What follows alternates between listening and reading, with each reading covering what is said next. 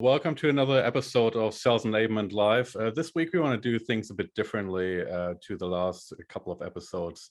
Last couple of episodes were really focused on Q&As, and what we want to do this week is run you through a research piece or an analysis that we've conducted around the state of sales enablement. So one of the big benefits that my business has as being an independent consultant in the sales enablement space is that we can really, without worrying about our own agenda, really curate research insights from all kinds of different sources, no matter which vendor it is, no matter which industry association it is.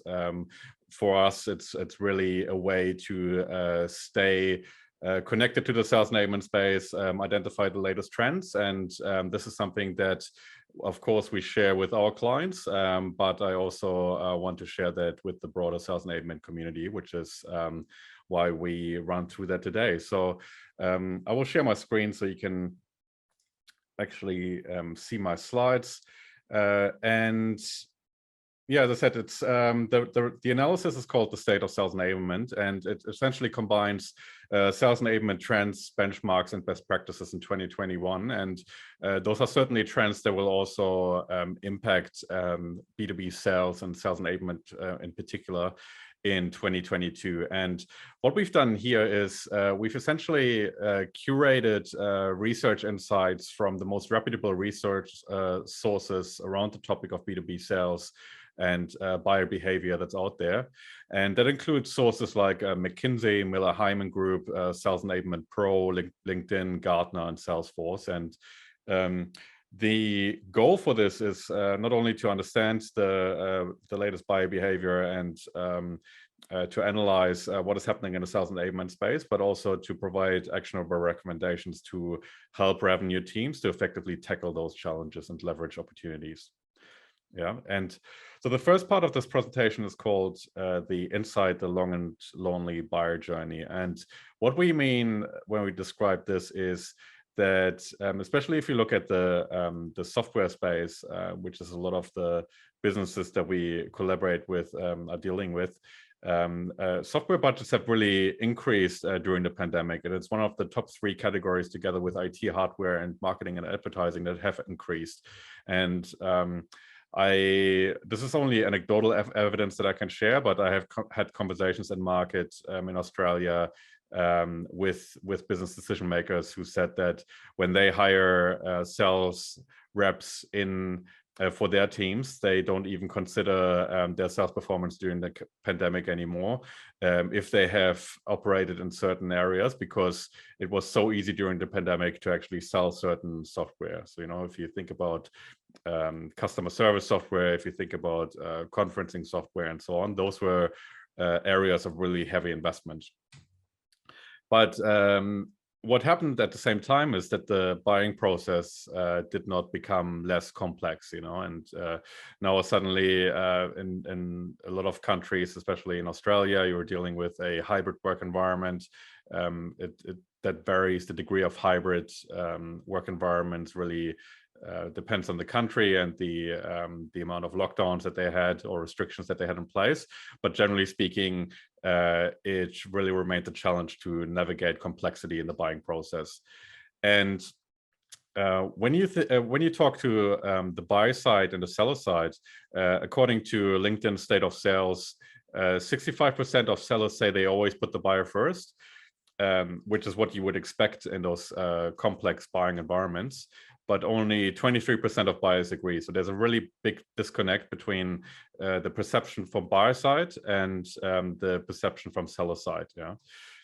And at the same time, when you look at the expectations that buyers have in the service that sellers provide, B2B buying has really been consumerized over time. And this is a stat from Salesforce State of Connected Consumer Report, or State of Connected Customer Report, that shows that 85% of business buyers expect or state that the experience the company provides is as important as its product or services. Yeah, so the the expectations in the B2B space are much higher than they are in the consumer space, even because those B2B buyers can draw from their experience as consumers, but also as B2B buyers, and that's why the expectations are so high.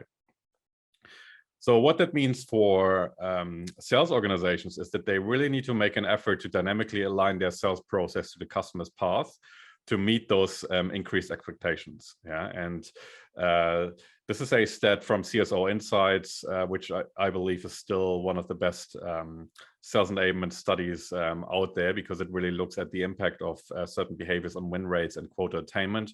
And of 19% of organizations that actually dynamically align their sales process to the customer's path, those organizations actually see a 17.9% increase in win rates and an 11.8% increase in quota attainment.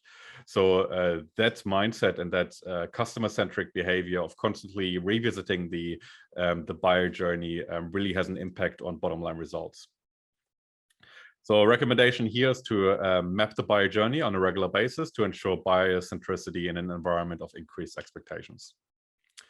Now, if you think about the way sellers and buyers interact these days, it's really important to add value beyond the sales meeting. Yeah, and that becomes increasingly important, especially if you think about, or if you look at the stat provided by Gartner, which looks at the time spent by buying groups during the buying process and the amount of time that is actually being spent in face-to-face meetings. And only 17% of meeting time is actually spent with potential suppliers. Yeah, the rest of the time is spent researching independently online or offline, or meeting internally with the buying group without the seller. Yeah, and if you look at the 17% meeting time with potential suppliers, that really gives sellers a limited window of opportunity to actually influence buying decisions, yeah, and add value during the selling process or the buying process.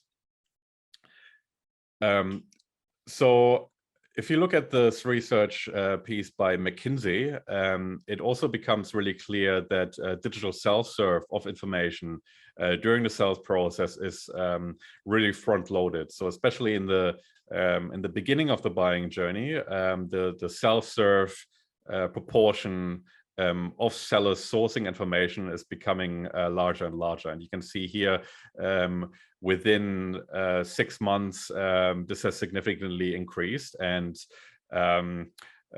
but what we then see at the same time is that towards the end of the buying journey, sellers again become more relevant. And one of the trends that this stat here shows is really that the behavior, the top of the funnel behavior that you would typically observe in the marketing space also applies to sales environments, you know. And this is really a reflection that that marketing and sales pretty much merge, and the borders between sales and marketing are really vanishing. And the behaviors that you would see or that you would typically model from a marketing perspective also become more and more relevant from a sales perspective.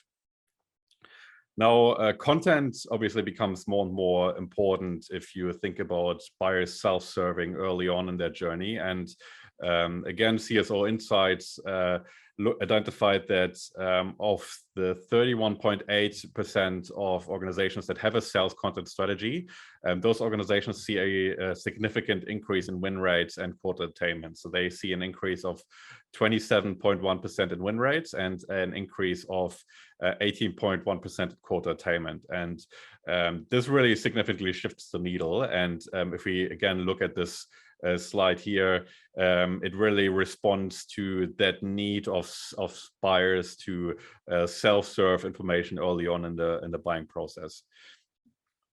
And then if we again talk about marketing and the capabilities that are available in most marketing departments when it comes to content production, marketing remains a key partner in that journey of providing buyers with better content. And you know, this stat here shows that the 38.8% of content created for sellers is still created by marketing. So this is really a key partnership that is worthwhile leveraging, especially if you don't want your sales team to spend too much time creating their own content. It really makes sense to leverage the capabilities that are already there from a marketing perspective. So again, the recommendation is to really collaborate with marketing to create content that addresses early stage information needs based on qualitative sales insights. So consulting is the new selling, really, especially if you think about the increased focus on C-suite buyers. And this stat really shows how important it is to really be able to support buyers in creating a business case. So 93% of B2B buyers require a business case for all technology solutions, right? So that means, this is a stat by Gartner, by the way. So that means that only 7% of buyers don't need a business case for all technology solutions or need a business case for some technology solutions, right? So it is really safe to say that if you're a seller that is able to support a business case for a technology solution, you have a real competitive advantage because you reduce friction for the buyer in their journey to creating a business case and making the case for your technology solution. Yeah, but if you actually again compare expectation versus reality, 85% of business buyers expect sales reps to demonstrate an understanding of their business, which is, pretty clear that it's not optional. If you think about the need for creating a business case, you really need to understand the buyer's business well to support that business case. But 57% of buyers say sales reps often lack adequate knowledge of their business. So, and that's a real big gap here. And I can only confirm that from my own experience being a buyer of B2B technology in past corporate roles, and also interacting with sales teams on a daily basis now, that there's really a lack of knowledge and business acumen there, and there's still a real heavy focus on features and functions from a sales perspective, yeah, which is obviously a big gap in the way sellers interact with their markets. So from my point of view, business acumen is no longer optional, and especially if you think about the sort of information that is out there, if you do a simple Google search of the sort of priorities that especially C-suite buyers have for their business, yeah, and this is this one here is again a Gartner stat that just shows the CEO top strategic priorities for 21-22. This sort of data can be really easily used from a sales perspective to support the case that you make for your technology in the context of strategic priorities. And I think it's really safe to say that sellers not only don't have this knowledge, they also don't know how to acquire this knowledge. And, I have a lot of conversations with sales teams where I spent an hour on Google researching industry trends, in the markets that they sell to. And when I share this information with the sales team, they think I'm some sort of industry expert. This is really just a simple Google search that I often conduct, and it really shows that Google is a heavily underutilized research source out there, especially when it comes to information about C-suite buyers, which are luckily the most well-researched group of buyers out there. So it's really easy to gain a really detailed understanding of their priorities of the trends that affect their businesses. So 88% of buyers agree that salespeople they ultimately buy from are trusted advisors. Yeah, so that means those sellers that position themselves as trusted advisors, that are industry experts, that understand the trends that really move the needle or impact the businesses from a C-suite perspective, they really make the cut. And I think it's not, there's no point in arguing about it. It's really no longer optional for sellers to acquire business acumen and really become industry experts in the industries that they sell to. Yeah. And sales enablement plays a really crucial role here. If you look at this data here, Sales enablement really has the potential to shift the needle on that front. So organizations with sales enablement are way more likely to have a strategic contributor or a trusted partner relationship with their customers. Yeah, and I think this is one of the things that sales enablement can really do is source that information that helps brief sellers on industry trends and makes it easier for them to lead those conversations on the senior level. And this is also probably one of the most common projects that we currently work on with clients to enable sellers on that front. So the next topic I want to talk about is why not all coaching programs are created equally. And I think there's a broad understanding that coaching really adds value, but in which sense is still not really clear, or how that should be tackled is really not clear to a lot of organizations. Yeah, and McKinsey has run a study that that analyzed baseline performers versus outperformers, so organizations that really outperform their competition and what they do differently.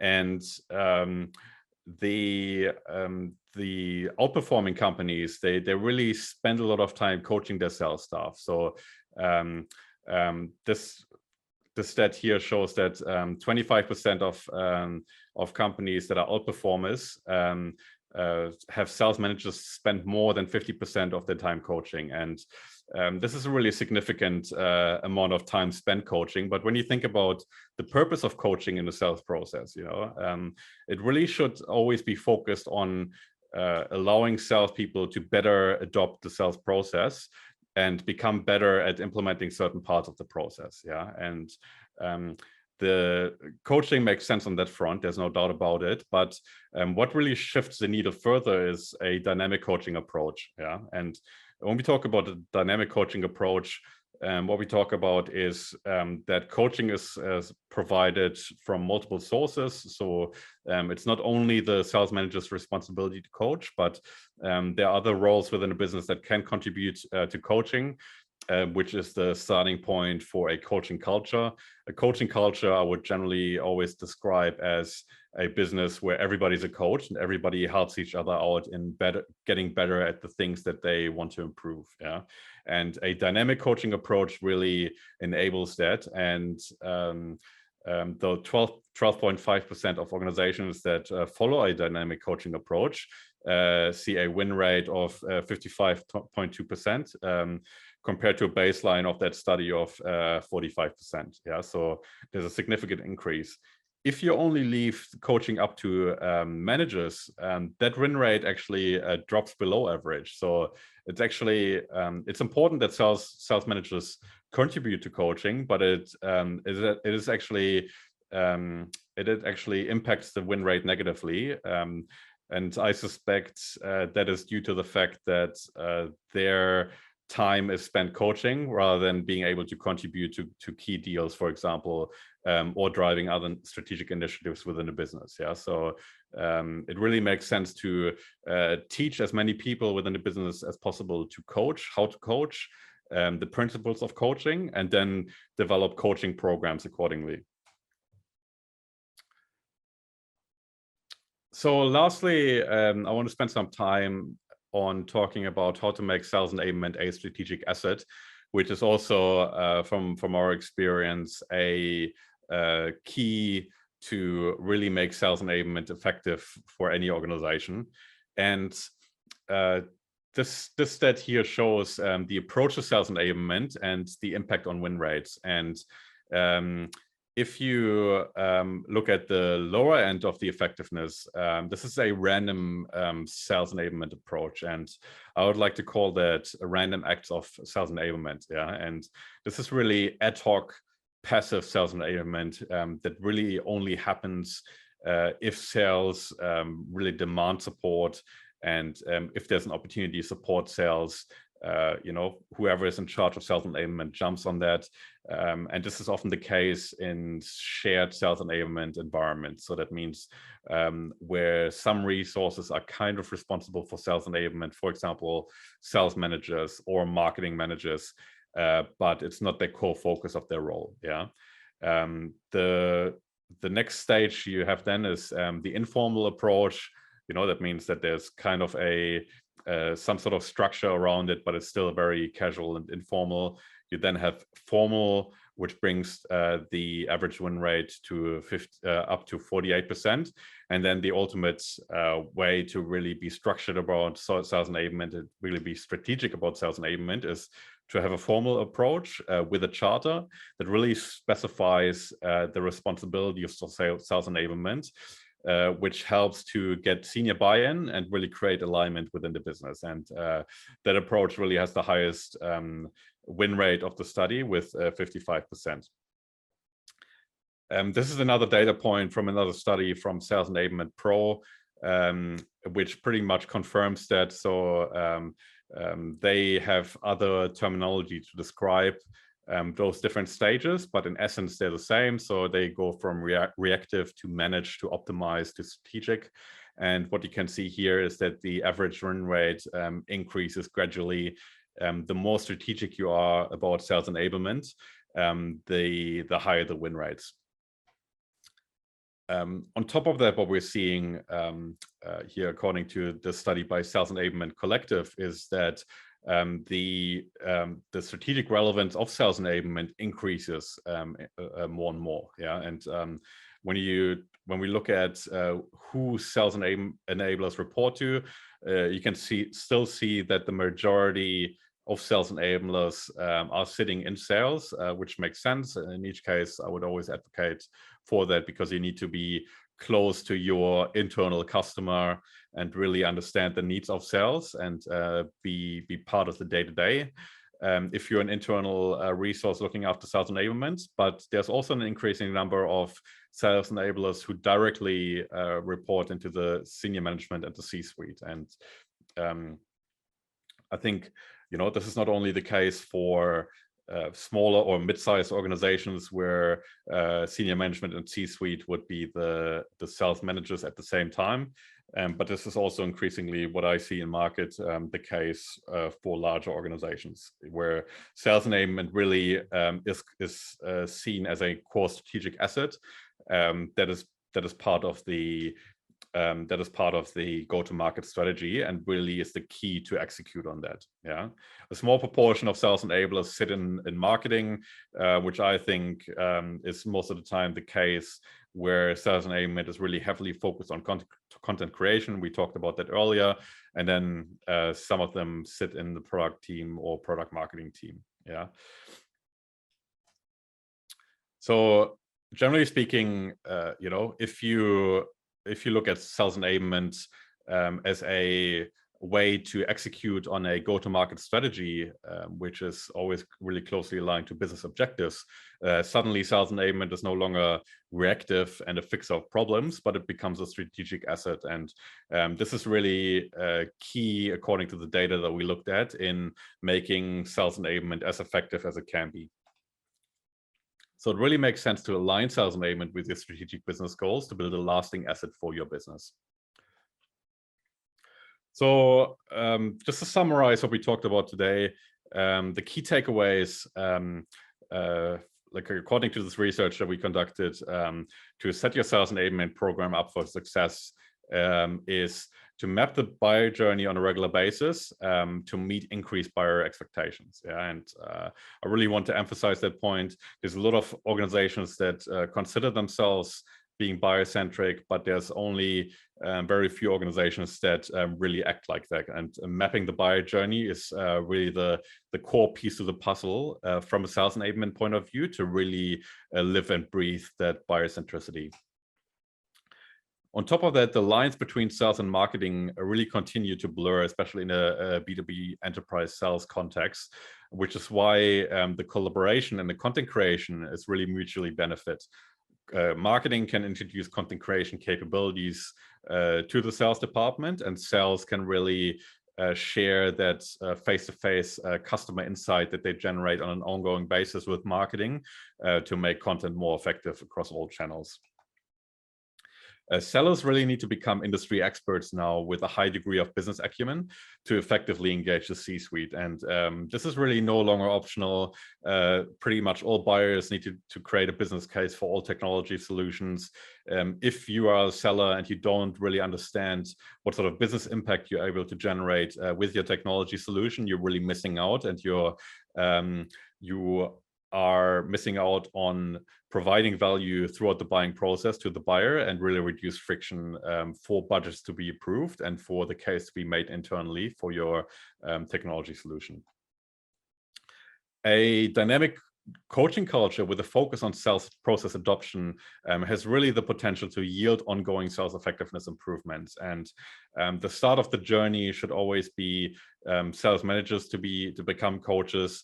But it should not only be their responsibilities. It's a starting point to really establish a coaching culture. It really makes sense to teach as many resources within your business to become coaches, and to really incentivize that peer-to-peer coaching, which is really required to yield ongoing effectiveness improvements. And effective sales enablement is really strategically aligned with overall business strategy defined on the C-level. And this part is really important. Sales enablement is no longer just a support function. It is really a way to strategically support the go-to-market strategy, and to really effectively execute on go-to-market strategies, and to really set the sales team up for success. I've seen it too many times that sellers are left to their own devices when it comes to executing a go-to-market strategy, and it is really not fair to the salespeople, and oftentimes it leads to friction and to more and more money being thrown at hiring new salespeople. You can get so much more effectiveness out of your existing sales team if you really are strategic about sales enablement and really support them in the execution. Yeah, and those are the insights that I wanted to share with you today on the state of sales enablement. Do you guys have any questions that you want me to respond to? Farouk says, thank you, such a great session. Any possibility we can get a copy of this prezzo? Yes, absolutely. I will share that with you. The recording of the session will also be available on YouTube and the State of Sales Enablement podcast if you're not already subscribed.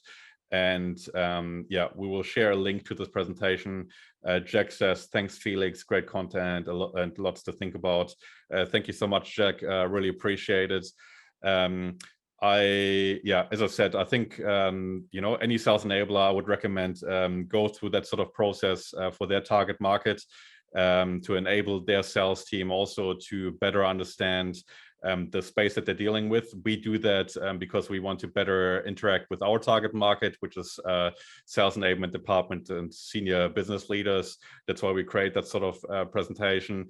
But again, I think that can be applied to any sort of business, no matter if you sell enterprise technology software, if you're in the medical space.